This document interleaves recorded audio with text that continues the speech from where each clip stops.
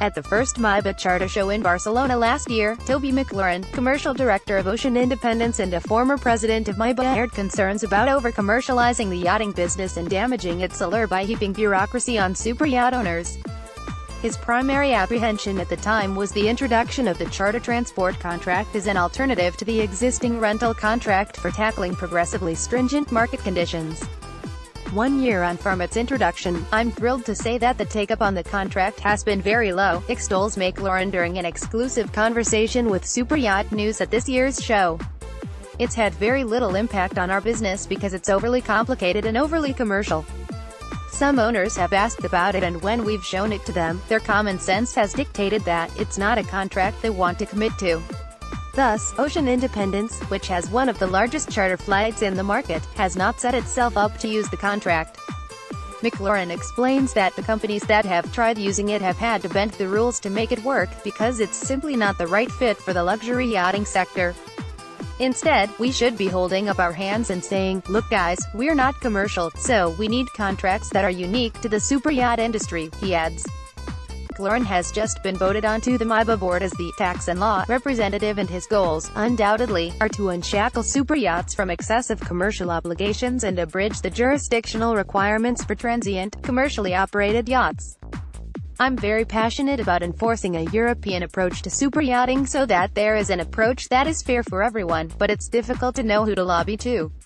By trying to stop the Turkish and Croatian gulets from entering its waters, Greece has stopped the free movement of superyachts and really shot itself in the foot. We made a certain amount of progress with a European boating industry, which is a European body, but what we've got to do is get support from MYBA, LYBRA, Cybase and our partners in Spain, France, Italy, Croatia, and hopefully Greece, and make a solid argument. Other than the big EU project, Greece closing its doors to non-EU charter yachts is a primary concern for Maclaurin, but one that is already on track to being repealed, he says. By trying to stop the Turkish and Croatian gulets from entering its waters, Greece has stopped the free movement of superyachts and really shot itself in the foot. Now, charters transiting Greece have to start and end outside its borders, and the only way around that is that if you are EU flagged you can apply for a Greek license, which is a bit of a joke in itself, because if you ask anybody where the application form for this is, you'll find that it doesn't actually exist. There are people who think they have navigated around the system, but then, is an owner with a largely international crew going to abide by the rules and hire a majority Greek crew for charters, just to cruise in the area? I'd think not. The light at the end of the tunnel, Maclaurin says, is that through the MYBA representative increase, there have been some constructive conversations with the ministry, which are ongoing, about a simple and more transparent Greek charter license. I don't think it's wrong that Greece charges for a charter license, and why shouldn't you charge VAT on charters in Greek waters, provided it's done fairly and proportionally? For once, we need to work with the authorities, rather than constantly trying to outfox them like this is some sort of game. Maclaurin's other significant objective as a representative of MYBA's board is to grow the Yachts Engaged in Trade initiative and get European countries other than France, and flag states other than the Marshall Islands Shipping Registry and Cayman Islands Shipping Registry, on board and adopting similar schemes. I'm thrilled about the resurgence of yachts engaged in trade. Maclaurin continues, "We are private yachts that engage in trade. It's exactly as it says on the tin.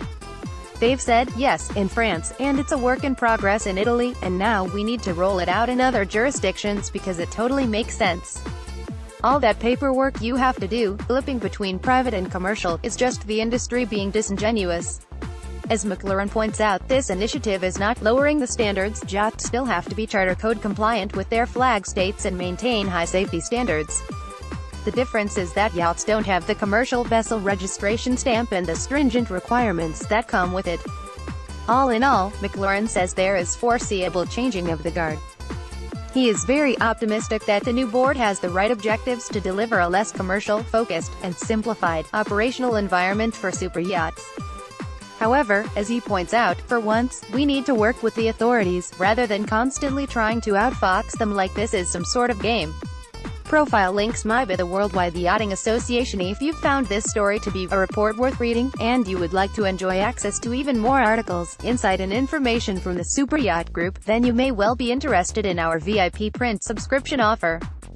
We are inviting industry VIPs to register for a complimentary subscription to our print portfolio, which includes the most insightful information on the state of the superyacht market.